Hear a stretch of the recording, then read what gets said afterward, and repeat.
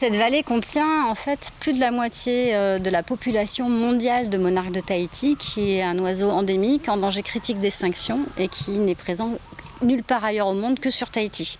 Donc c'était impérieux pour nous de trouver une solution à ce problème de petites fourmis de feu, parce qu'elles étaient arrivées jusqu'ici, dans cette zone. Détestables pour les humains, ces fourmis avaient aussi mis en péril toute la faune présente dans ces vallées.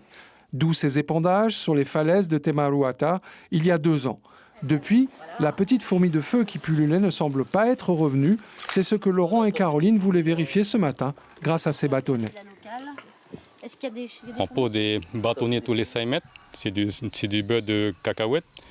Ensuite, on vérifie entre 1 heure après, on vérifie s'il y a la petite fourmi de feu.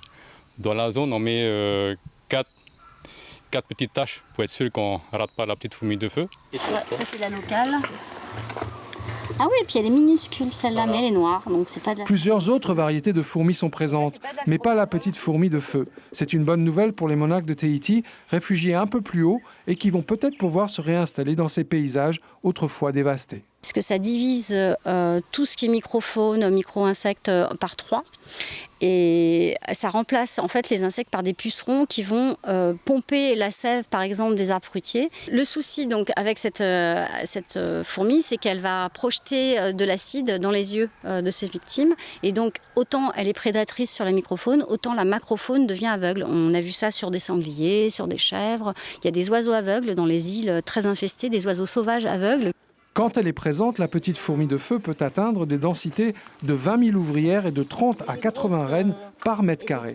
Dans les zones habitées, l'association Manu préconise du fipronil, mais sous une forme ultra diluée qui est plus efficace. Pour étendre ces actions, l'association lance un appel au financement participatif, car les aides des communes et des pouvoirs publics restent encore insuffisantes. Et si, à titre personnel, vous souhaitez participer activement à la lutte contre la disparition du monarque, je vous invite à lire l'article sur notre site internet. Le lien pour les dons est mis en ligne.